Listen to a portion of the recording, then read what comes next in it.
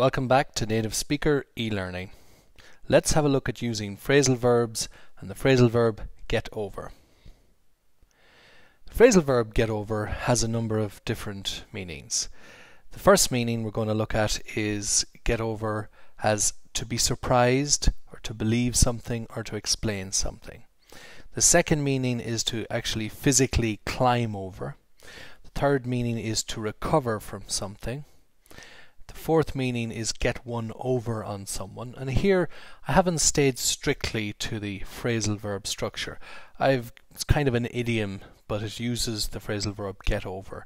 So get one over on someone, which means to play a trick on someone, and get over oneself is to stop obsessing about oneself. Now let's have a look at a number of these examples. So let's look over the first one. Get over to be surprised, believe or explain. This is usually used with can't for everyday, or couldn't for the past, or won't for the future. So we use it when we're very surprised or shocked by something. Some examples. Look at my credit card bill. I can't get over it. I can't get over all the violence in cartoons. So that's for everyday because I'm saying I can't. I couldn't get over how tall he'd got. That was for the past, so I couldn't get over. In these cases, you use it to show that you're really surprised. If you hadn't seen a child for a long time, you'd say, I couldn't get over how tall he'd got. And for the future, you won't get over how much it rains in Ireland. That means you'll be shocked, you'll be surprised, you'll be amazed by how much it rains in Ireland. And that's get over as to be surprised. Now let's look at get over to climb over. This is usually used in a physical way. It literally means climb over. So I need to get over the orchard wall. An orchard, as you know, is a garden of fruit trees. The burglar got over the back wall.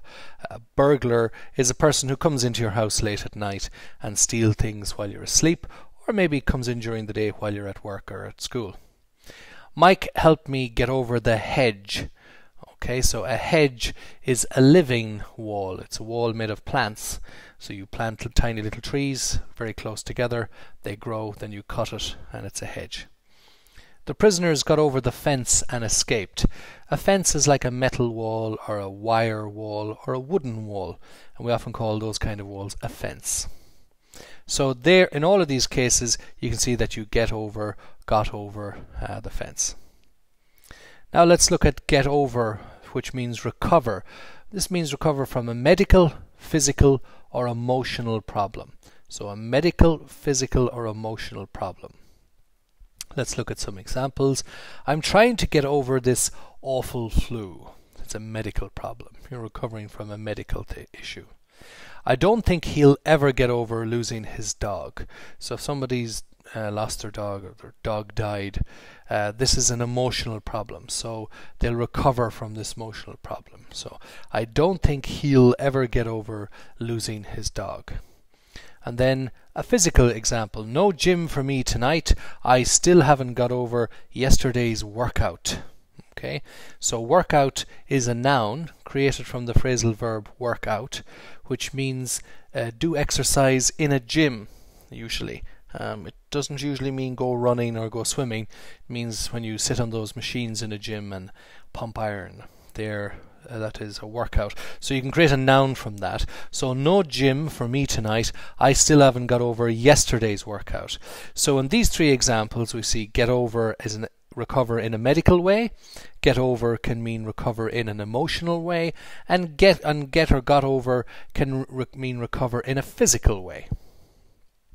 Martha is slowly getting over her breakup from Steve, and that's an emotional one again. There's another example of emotional.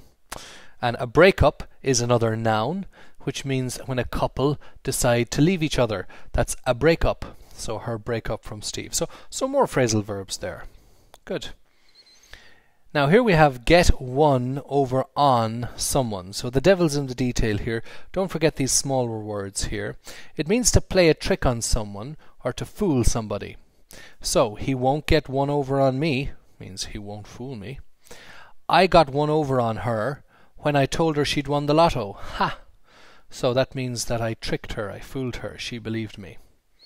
Mark thinks he's going to get one over on his boss with that excuse. So maybe Mark, in this case, told his boss he was sick, but he's not really sick. He's gone to a concert, and he thinks he's going to get one over on his boss with that excuse. Remember, gonna means going to.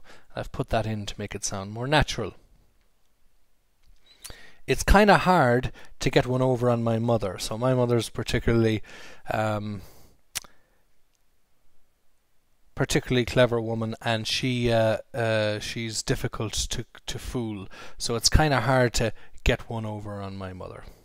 And then I've never got one over on my supervisor, and that can mean that your supervisor is very sharp, very clever, very smart. You can't trick or fool your supervisor. So I've never got one over on my supervisor. So to get one over on someone means play a trick on someone. So you get one over on me. I got one over on her. Get one over on his boss.